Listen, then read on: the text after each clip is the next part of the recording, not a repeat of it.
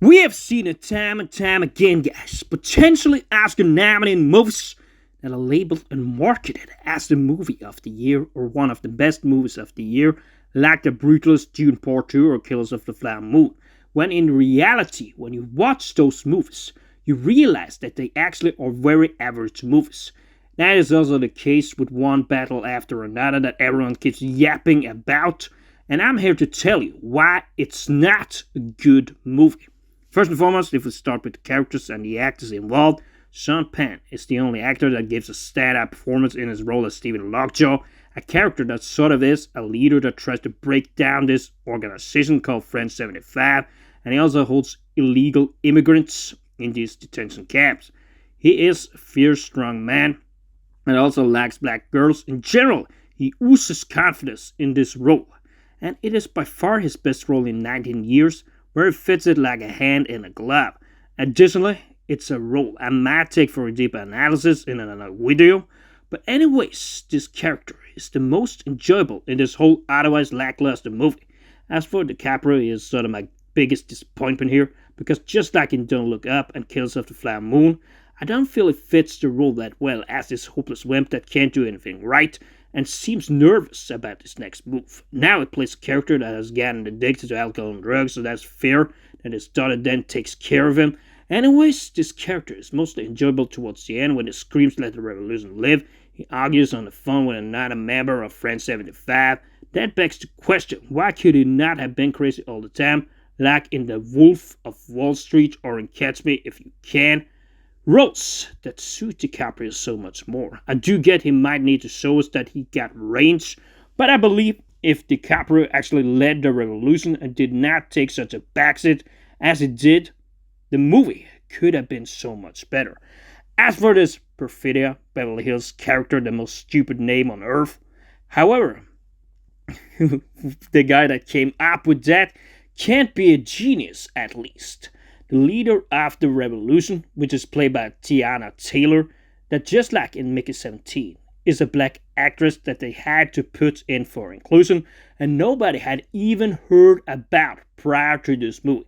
You notice also that when she's away from the screen during the second part of the movie, that the movie actually becomes better after a torrid, slow start, where it is all about her relation between her and DiCaprio, in addition to the sexual chemistry between them, where she even wants to fuck before the bomb goes off, which is like a stupid gimmick in the movie.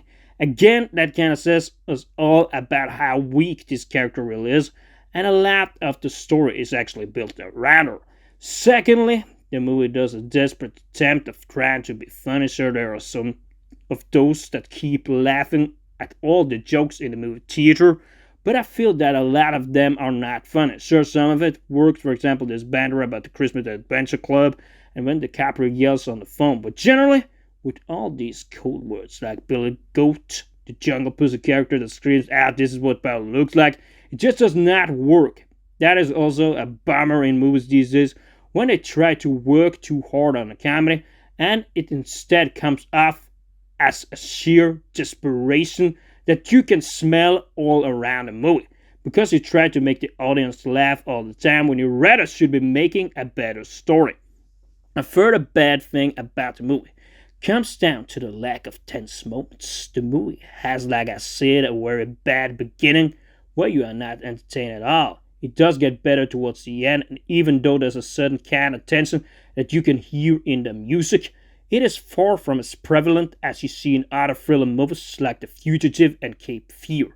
Additionally, they say that this car chase, which of course is the tense moment of the movie, that it is indeed the most intense or the best car chase scene ever, where that is very much not the case. A car chase in any James Bond movie is better. That can particularly be said about the one in Spectre from 10 years ago. If we talk about the message here, Friend 75 and the Christmas Adventurers, so that the right was the left, I do get that they try to pit people against each other and all that stuff about the revolution, where the black people can only change things by revolution and violence. They take this a little bit on both sides, where you have some right side comedy and some left side comedy, but that we see a deep purpose in the movie. That's something I failed to really grasp after watching it. Lastly, I feel it is quite unrealistic that his character Willa, which is played by Chase Infiniti, that also played in Presumed Innocent, gets away so easily after being kidnapped. Yeah, she does struggle a little bit, but so much less than we see after girls have been kidnapped in other movies. She is also built up to be very smart, on the contrary to DiCaprio, but I guess that's just the times we live in.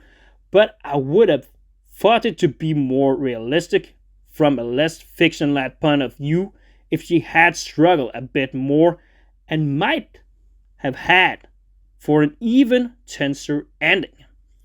All in all, just like Sinners, this is a very average movie that is highly overhyped. Of course, feel free to disagree all you want, but I believe this to be far from the alleged masterpiece movie a lot of people are claiming it to be, and for me, it's not more than a 5 out of 10.